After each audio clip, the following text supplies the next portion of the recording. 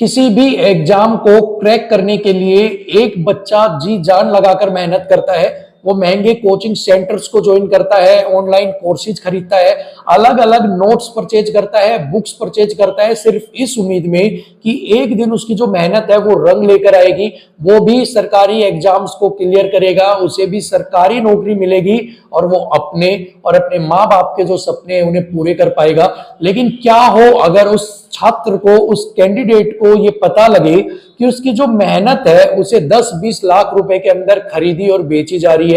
आज हम एक ऐसे ही स्कैम के बारे में बात करने वाले हैं जहां पर मेहनत करने वाले छात्रों की जो मेहनत है उसका सौदा किया जा रहा है, उन्हें 10-20 लाख रुपए के अंदर बेचा जा रहा है। हम बात करने वाले हैं एसएससी स्कैम यानी कि सीक्रेट स्कैम कमीशन। सो काफी इंपॉर्टेंट वीडियो आपके लिए रहने वाली है, सारी अपडेट्स इससे रिलेटेड इस वीडियो में आपको मैं देने वाला हूं। सो चलिए बिना किसी देरी के वीडियो को स्टार्ट करते हैं।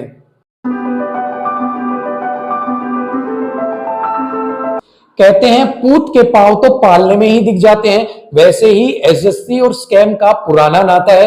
वो अलग बात है कि स्कैम जाहिर होने के बाद एसएससी इसका धीकरा या तो एनटीए के सर पर फोड़ देती है या टीसीएस के सर पर।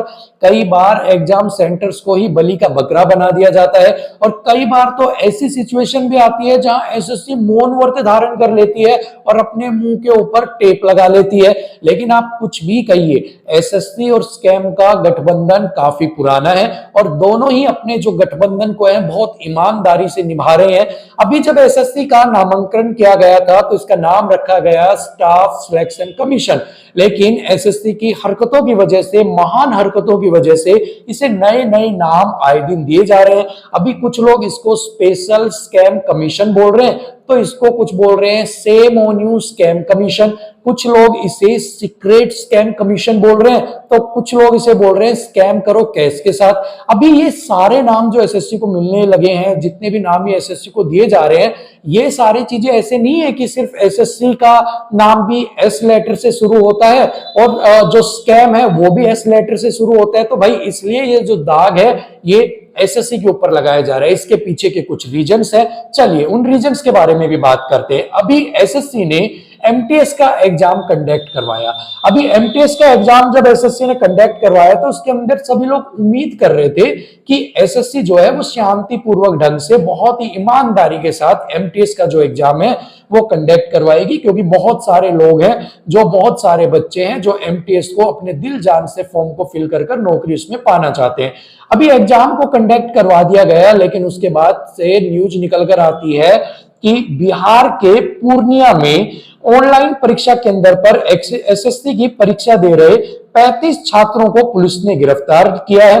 उनके पास से पुलिस ने नकल करने के कई डिवाइस को भी बरामद किया है। यह ऑनलाइन परीक्षा केंद्र पूर्णिया के सदर थाना क्षेत्र के 0 माइल में स्थित है।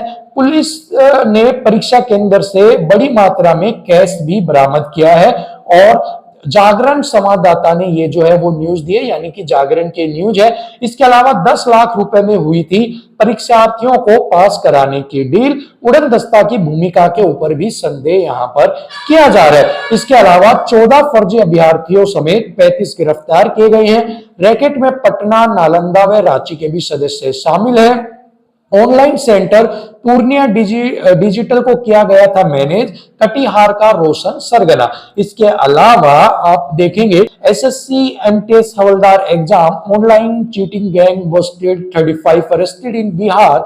एसएससी एमटीएस हवलदार exam police have recovered electronic device, several documents and cash from the position of the arrested person. So अभी इन चीजों से सामने ये आता है निकलकर कि भैया चीटिंग तो हो रही है, ठीक है, और जो है चीटिंग तक तो ठीक है, उसके अलावा सीट्स और जो मेहनत को बेचने का सिलसिला है ना वो भी यहां पर किया जा रहा है, ठीक है। अभी आप देखते हो कि परीक्षा के अंदर पहले क्या होता था, छोटी मोटी पर्चियां घेरी जाती थी, ठीक है, पास करवाने के लिए। अब पर्चियों के बाद फिर धीरे धीरे कानों के अंदर ब्लूटूथ जाने लगे, ठीक है, ये एक एडवांस वर्जन हुआ था।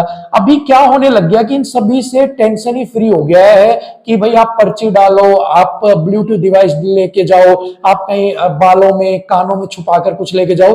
अब सीधा जो मालिक है उसके साथ सेटिंग कर ली जाती है 10-20 लाख में कि देख भैया मैं कुछ भी नहीं करूंगा, ठीक है, पेपर को यहाँ पर जो है सारा तुम्हें ही सॉल्व करवाना है, जो पेपर है उसको तुम ही सेट करवाना है, बस मुझे तो जिस दिन मेरा फाइनल रिजल्ट आए उसमें मेरा नाम आ जाए और मैं वहां पर जाकर ज्वाइन कर लूं। तो आजकल ये नया ट्रेंड यहाँ पर चल रहा है और बिना मिली भगत के इस तरह की जो चीजें हैं वो पॉसिबल है ही नहीं। इस तरह की चीजें बिना बड़े अधिकारियों की मिली भगत के आप जो है उन्हें कंडक्ट ही नहीं करवा सकते।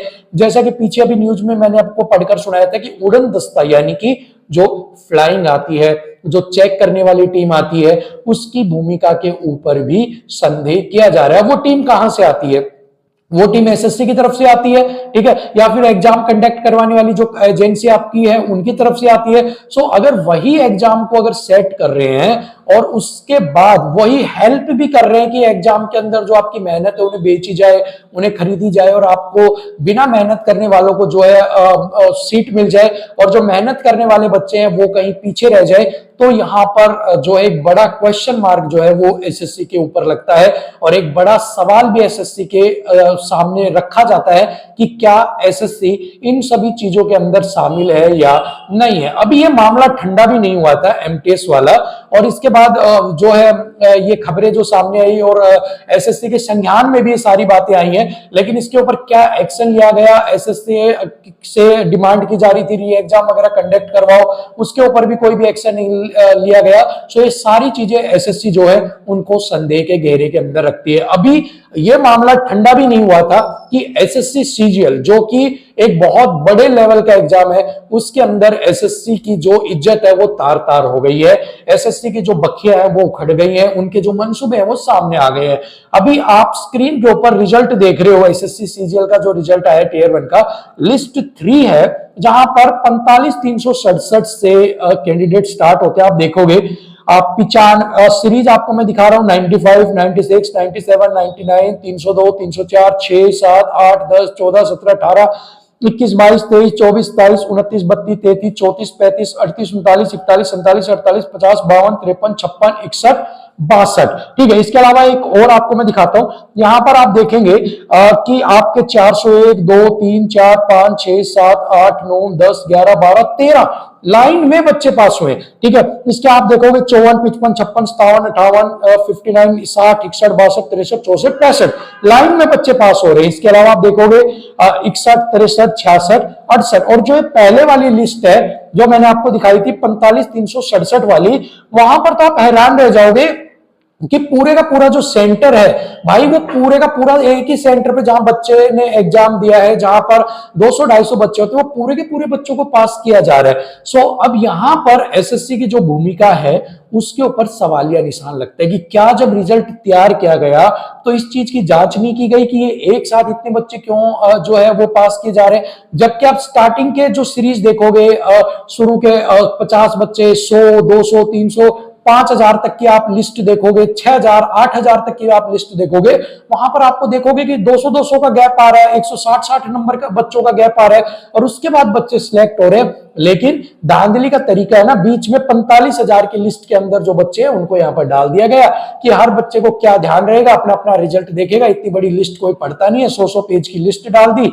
अब यहां पर जो स्कैम हुआ है उसको एक साजिशन, एक बहुत ही समझदार सफाई के साथ उसको यहां पर एक जो है एक तरह से साजिश को अंजाम दिया गया है, बहुत सफाई के साथ उसको अंजाम दिया गया है ताकि वो किसी के जो पकड़ में है वो ना आ सके। अब इससे नुकसान क्या है? देखिए, नुकसान ये है कि एक गरीब माँ बाप का बच्चा, एक मिडिल क्लास का बच्चा या फिर एक हायर सोसाइटी का बच्चा जो चाहता है कि मैं भी जो है गवर्नमेंट जॉब अपनी मेहनत के दम पर लूं, वो यहां पर अगर मेहनत करता है, दिन रात मेहनत करता है, कड़ी मेहनत करता है, वो सुख चैन छोड़ रखे हैं, घूमना फिरना छोड़ रखा है, खाना पीना छोड़ रखा है, फैमिली फंक्शंस को छोड़ रखे, सिर्फ इस उम्मीद में कि भाई वो एक नौकरी ले लेगा अपने मेहनत के दम पर, और उनके साथ ऐसा अगर होता है तो क्या वो बच्चा जो मेहनत कर रहा है, जो हार्डवर्क कर रहा है, उसको उसके मेहनत का फल मिल रहा है?